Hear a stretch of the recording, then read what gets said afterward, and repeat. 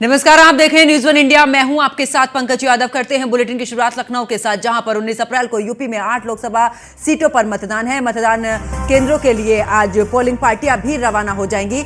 इसी के साथ आपको बता दें कि अगर सुरक्षा व्यवस्था की बात की जाए तो कड़े इंतजाम किए गए हैं। मतदान कर्मियों को भी इस दौरान स्वास्थ्य किट उपलब्ध कराई गई है। तो 19 अप्रैल को यूपी की 8 लोकसभा सीटों पर मतदान होगा। मतदान केंद्रों के लिए आज रवाना होंगी पोलिंग पार्टियां। इसी के साथ जानकारी दे दें कि मतदान कर्मियों को स्वास्थ्य मेडिकल किट भी इस दौरान दी गई है। वहीं मतदान कर्मियों के लिए उपलब्ध रहेंगी सभी सुविधाएं। 19 अप्रैल को यूपी की 8 लोकसभा सीटों पर मतदान होगा। इसी को लेकर पोलिंग पार्टियों की बात की जाए तो आज रवाना हो जाएंगी और साथ ही मतदान कर्मियों को स्वास्थ्य जो किट है वो भी उपलब्ध कराई गई है। इसके अलावा अगर बात करें तो 19 अप्रैल को 8 लोकसभा सीटें, जिनमें से मुजफ्फरनगर की बात कर लेते हैं, गाजी और साथ ही आपको बता दें कि सहारनपुर सीट है, कैराना सीट है, पीलीभीत।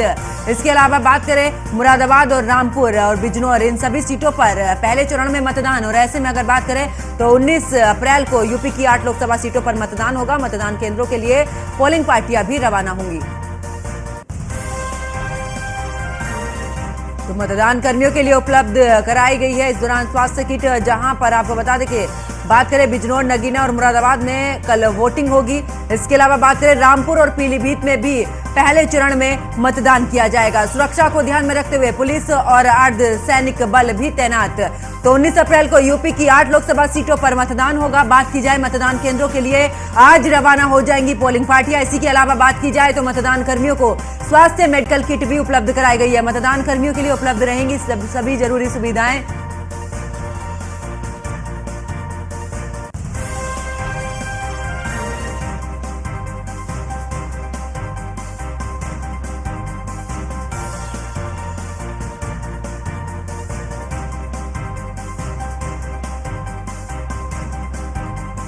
तो मतदान केंद्रों के लिए रवाना होंगी पोलिंग पार्टियां। इसके अलावा बात करें तो मतदान कर्मियों को स्वास्थ्य मेडिकल किट भी उपलब्ध होगी, जहां पर मतदान कर्मियों के लिए उपलब्ध रहेंगी जरूरी सुविधाएं। इसके साथ ही बता दें कि सहारनपुर, कैराना, मुजफ्फरनगर में वोट डाले जाएंगे कल, और इन 8 सीटों में बिजनौर, नगीना और मुरादाबाद भी शामिल है। इसके अलावा रामपुर, पीलीभीत में भी कल डाले जाएंगे वोट। तो बड़ी खबर आपको बता रहे, जहां पर सुरक्षा के मद्देनजर पुलिस और अर्धसैनिक बल भी तैनात किए गए हैं। तो 19 अप्रैल को यूपी की 8 लोकसभा सीटों पर मतदान होगा। बीते दिन की अगर बात करें तो बीते दिन चुनाव प्रचार थम चुका था। उसके बाद से अगर बात करें तो 19 अप्रैल को पहले चरण में मतदान होगा। उत्तर प्रदेश की खास करके बात करें तो 8 लोकसभा सीटें हैं जिन पर मतदान होगा। सुरक्षा को ध्यान में रखते हुए पुलिस बल और अर्धसैनिक बल भी तैनात रहेंगे। और इसके अलावा बात करें तो वहां पर आज पोलिंग पार्टियां भी रवाना हो जाएंगी। और मतदान कर्मियों की खास करके बात की जाए तो स्वास्थ्य किट भी इस दौरान उपलब्ध कराई जाएगी।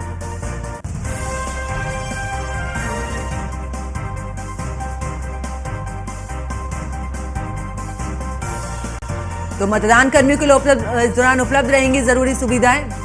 सहारनपुर, कैराना, मुजफ्फरनगर, ये वो सीटें हैं जहां पर कल मतदान होगा। बिजनौर, नगीना और मुरादाबाद कल वोटिंग होगी। रामपुर, पीलीभीत में भी कल मतदान किया जाएगा। तो सुरक्षा को मद्देनजर इस दौरान बात करें तो पुलिस और अर्धसैनिक बल भी तैनात। तो उत्तर प्रदेश की 8 लोकसभा सीटों पर इस दौरान मतदान होगा।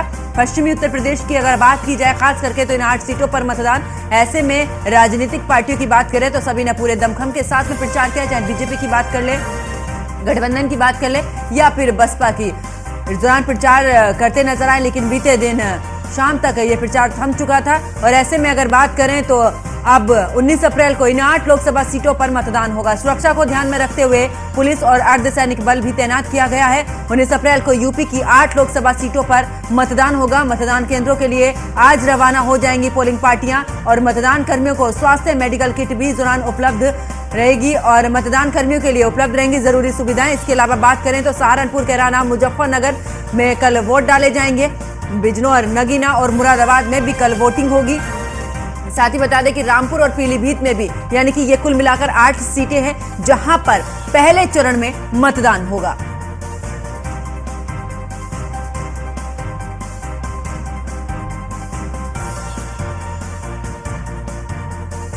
तो मतदान कर्मियों को स्वास्थ्य मेडिकल किट भी इस दौरान उपलब्ध कराई जाएगी। आपको बता दें कि उत्तर प्रदेश में 80 लोकसभा सीटें हैं और इन 80 लोकसभा सीटों की अगर बात की जाए तो इनमें से 8 लोकसभा सीटों पर मतदान होगा। कुल मिलाकर 7 चरणों में पूरे उत्तर प्रदेश में इस दौरान मतदान किया जाएगा।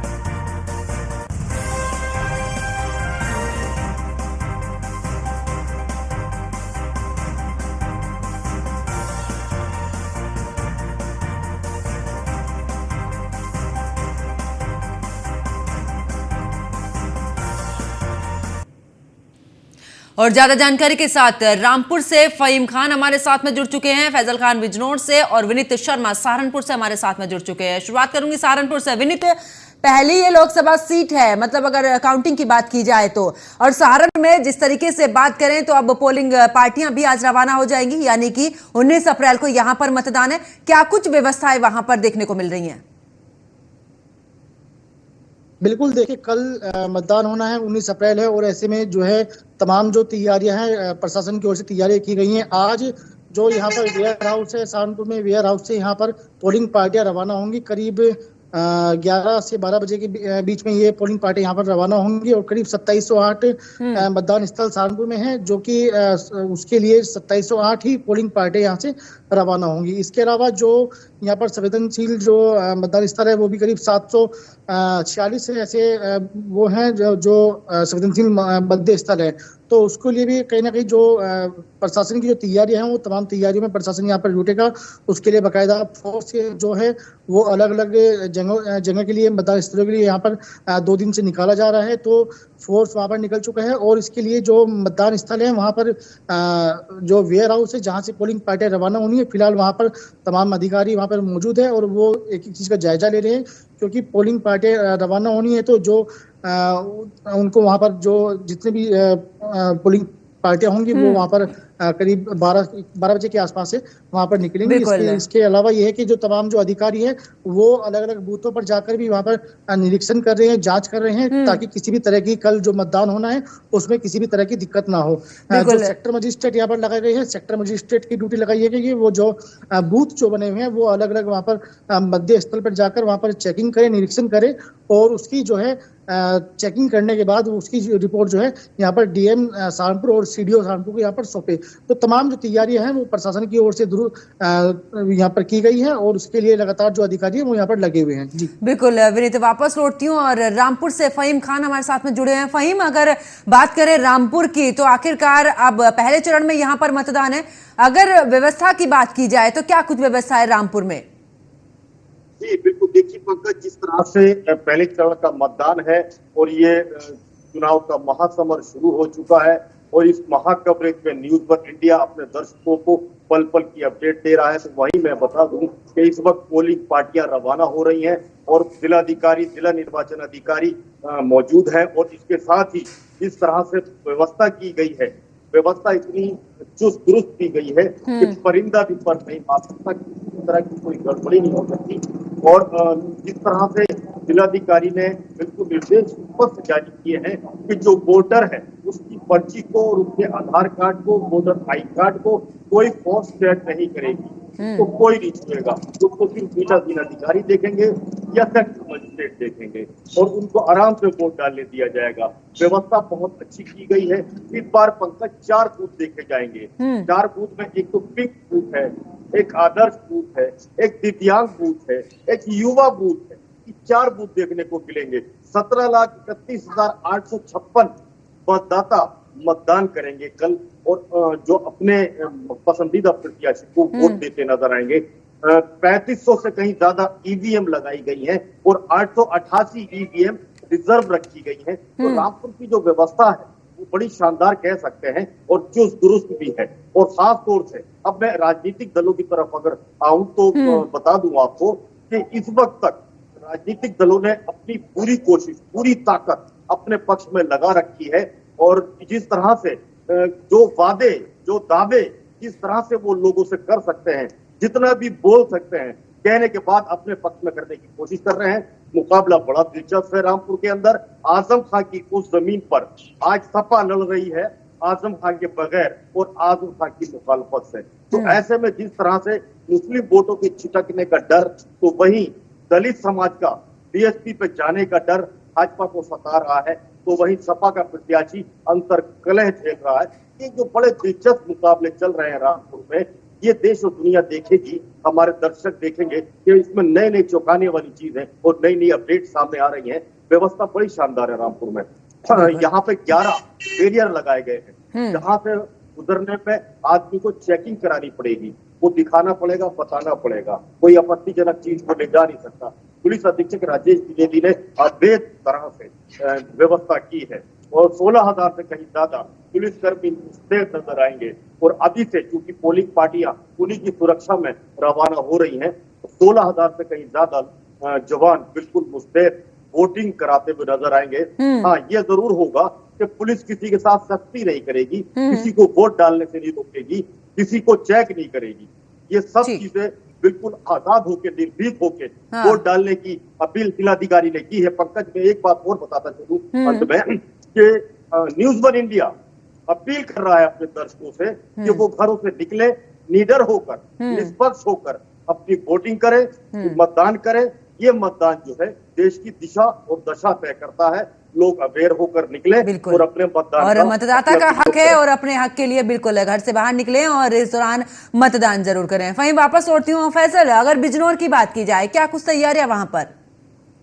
देखिए, बिल्कुल मैं आपको बता दूं, पश्चिम उत्तर प्रदेश की 8 सीटों पे जो चुनाव है, ये 8 सीट वोट बताई जाती हैं और कहीं ना कहीं कैराना, सहारनपुर, बिजनौर की नगीना और रामपुर, ये चारों सीट इतनी हॉट है कि यहाँ पूरी लगातार बीजेपी मेहनत करती नजर आ रही है। उसी का अगर कारण बताएं तो जो बिजनौर की नगीना है, बिजनौर की नगीना की वजह से योगी आदित्यनाथ जो सीएम है यूपी के, वो 5 बार आए हैं बिजनौर में। तो कहीं ना कहीं कहा जा सकता है जो सपा के खाते में सीट जाती थी उसको अपनी ओर करने के लिए प्रयास किया जा रहा है। और जो यूपी का 80 का टारगेट है, तो कहीं ना कहीं वो इन बिजनौर की और नगीने की सीट से पूरा होता नजर आएगा। लेकिन लगातार विपक्ष की बात की जाए तो विपक्ष कल अखिलेश यादव की रैली थी, परसों मायावती की रैली थी, और जो शुरुआत करी थी मायावती के भतीजे ने, आकाश आनंद ने, वो भी नगीने से शुरुआत की थी। तो कहीं ना कहीं लगातार विपक्ष पक्ष मेहनत करता नजर आ रहा है। लेकिन न्यूज़ वन इंडिया लगातार वो खबर दिखाता है जो शायद कोई और चैनल ना दिखाए, क्योंकि ग्राउंड रिपोर्ट जो है वो न्यूज़ वन इंडिया पर होती है। तो मैं आपको बता दूं, बिजनौर में डीएम अंकित अग्रवाल और जो एसपी हैं नीरज कुमार यादव, हर प्रकार की तैयारियां शुरू कर दी हैं। और जो आज पोलिंग पार्टी है वो रवाना भी हो रही है। लगातार शाम 5 बजे तक अपने स्थान पर वो पहुंच भी जाएंगी। लगातार डीएम और एसपी अपील भी कर रहे हैं, बड़ी बड़ी रैलियां भी निकाली थी कि पहले मतदान बाद में जलपान। लेकिन अगर बात की जाए प्रशासन में किस तरीके की पुलिस सुरक्षा या सुरक्षा की गई है, तो अर्धसैनिक बल भी लगा दिया गया है, पुलिस के कई हजार जवान लगा दिए गए हैं। थोड़ी सी भी लापरवाही बिजनौर में नहीं होगी।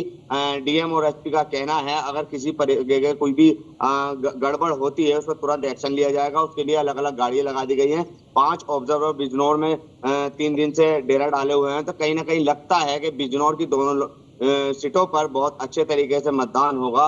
और कहीं ना कहीं इंतजार कर रही थी यूपी की नहीं, पूरी इंडिया की जनता कि कौन बनेगा प्रधानमंत्री और किसे बनाएंगे, वो तो बात की बात है। लेकिन अब जो मुद्दा है वो रोजगार बेरोजगारी को देखकर वोट करेंगे। बिजनौर की जनता स्थानीय सांसद को देखकर वोट करेगी। तो कहीं ना कहीं बिजनौर और नगीने का जो मुकाबला है वो दिलचस्प नजर आ रहा है।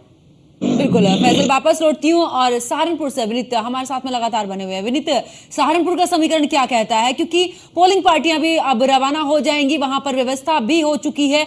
ऐसे में अगर हम राजनीतिक समीकरण की बात कर लें, क्योंकि कल का वो दिन होगा जब ये भी तय हो जाएगा कि आखिरकार कौन सा प्रत्याशी यहां से जीतेगा। भले ही रिजल्ट डिक्लेयर हो जाएगा थोड़े समय के बाद, लेकिन कल ही वो दिन होगा जब मतदाता इन सब का फैसला करेगा। बिल्कुल, देखिए कल 19 अप्रैल है और कल मतदान होना है। तो ऐसे में कहीं ना कहीं कल ये जो वोटर्स हैं वो कहाँ वोट करेंगे इस चीज़ को लेकर तो करके उसमें छुपा है। लेकिन अगर समीकरण की बात करें, सहारनपुर का जो समीकरण है, सहारनपुर में यहाँ पर बीजेपी की जो प्रत्याशी है राहुल लखनपाल शर्मा है और जो गठबंधन के प्रत्याशी है इमरान मसूद यहाँ पर है। इन दोनों में कहीं ना कहीं फाइट देखी जा रही है। लेकिन कहीं ना कहीं अगर बसपा की बात करें तो बसपा को भी यहाँ पर कम नहीं आंका जा सकता। सहारनपुर में क्योंकि 18 लाख वोटर्स हैं, तो ऐसे में करीब जो 7 लाख वोट है वो मुस्लिम वोट हैं और 3.5 लाख वोट ऐसा है जो दलित वोट है। तो यहाँ पर जो भी आज तक जब भी यहाँ पर चुनाव होता है लोकसभा का, चाहे वो 2019 की बात रही हो या फिर 2014 की बात रही हो, तो कहीं ना कहीं जो दलित और मुस्लिम वोट का जो गठजोड़ है वो यहाँ पर काम करता है। इस बार यही है कि जो बसपा का वोट है वो तो बसपा के पास जाएगा ही जाएगा। लेकिन अगर बसपा यहाँ पर अगर सेंधमारी करती है मुस्लिम वोट में, अच्छी खासी अगर सेंधमारी करती है, तो कहीं ना कहीं ये जो सेंधमारी होगी ये यहाँ पर गठबंधन प्रत्याशी और बीजेपी के लिए यहाँ पर संकट खड़ा कर सकती है। क्योंकि अगर गठबंधन प्रत्याशी की बात की जाए, इमरान मसूद यहाँ पर चुनाव लड़ रहे हैं, क्योंकि इमरान मसूद यहाँ पर पश्चिम यूपी के एक बड़े नेता माने जाते हैं और लगातार वो कई चुनाव लड़ चुके हैं, लेकिन कहीं ना कहीं उनके हाथ में हार ही यहाँ पर उनके नसीब में यहाँ पर हुई है। एक बार वो विधायक रहे थे, वो भी निर्दलीय विधायक रहे थे। इस बार का चुनाव बीजेपी के लिए भी आसान नहीं है, क्योंकि जिस तरीके से यहाँ पर 2014 में यहाँ पर मोदी का फैक्ट्री यहाँ पर काम कर गया था, बीजेपी की जीत हुई थी, लेकिन 2019 में कहीं ना कहीं वो जीत यहाँ पर हार में तब्दील हुई थी। उसमें ये था कि जो बीजेपी के प्रत्याशी थे वो कहीं ना कहीं लोग उससे नाराज थे, उनके काम से नाराज थे, वो उन्होंने काम पर ध्यान नहीं दिया, विकास के जो काम होने थे उस पर ध्यान नहीं दिया, लोगों के बीच में नहीं पहुंचे। और कहीं ना कहीं ये भी सबसे बड़ी बात थी कि 2019 में यहाँ पर सपा और बसपा का गठबंधन था, तो वही है, सपा बसपा का गठबंधन होने से यहाँ पर जो मुस्लिम और जो दलित का गठजोड़ था वो यहाँ पर एकजुट हुआ, और यहाँ पर बसपा के जो सपा के जो प्रत्याशी थे उनके हिस्से में यहाँ पर जीत यहाँ पर हुई थी। तो इस बार बिल्कुल विनीत, वापस लौटती हूँ और अपने दर्शकों को बता देते हैं कि पश्चिम की जो पहली 8 सीटों का समीकरण क्या कहता है। बिजनौर में जातीय गणित की अगर बात की जाए तो इस दौरान स्वर्ण जो है वो 10% है, दलितों की बात करें 20% है, पिछड़ा 29 और मुस्लिम अगर कि मुस्लिम समुदाय की बात करें तो 41% है। तो पश्चिम की 8 लोकसभा सीटें हैं और सबसे पहले आपको यहां पर बिजनौर का जातीय गणित हम आपको बता रहे हैं, जहां पर स्वर्ण 10%, दलित 20%, पिछड़ा 29% और मुस्लिम 41% है। तो पश्चिम की 8 लोकसभा सीटों पर 19 अप्रैल को चुनाव होना है, और ऐसे में अगर बात करें जातीय समीकरण की, क्योंकि चुनाव में जातीय गणित सबसे बड़ा अहम रोल निभाता है, और आपको बिजनौर सीट का ये जातीय गणित बता रहे हैं, जहां पर स्वर्ण 10% है, दलित 20% हैं, और अगर बात करें इस दौरान मुस्लिम की तो 41% है। तो कौन किसके साथ में 2019 बीजेपी आरएलडी इस दौरान, और साथ ही आपको बता दें कि 2014 की बात करें तो यहां पर बीजेपी, तो बिजनौर का ये जातीय गणित हम आपको बता रहे हैं, जहां पर स्वर्ण 10%, दलित 20%, पिछड़ा वर्ग की अगर बात करें 29 और मुस्लिम 41% है।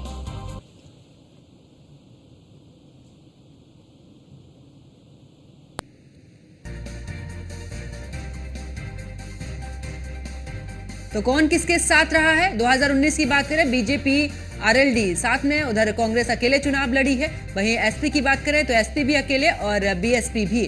वहीं 2014 की बात करें बीजेपी के साथ में एडी और इस दौरान कांग्रेस आरएलडी साथ में 2014 में रहे, एसपी भी अकेले लड़ी चुनाव और बीएसपी भी। वहीं 2019 के समीकरण की अगर बात करें तो कांग्रेस भी अकेले चुनाव लड़ी है,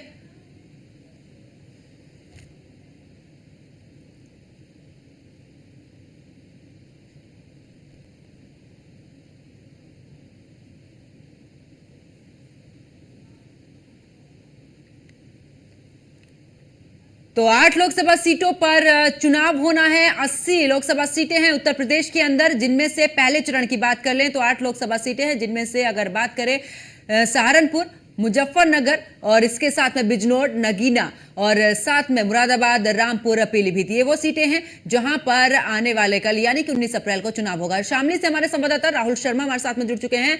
राहुल, अगर बात करें शामली में, क्योंकि चुनाव होना, ऐसे में क्या कुछ वहां पर तैयारियां हैं? डीएम और एसपी की तरफ से पूर्ण रूप से तैयारी की गई है।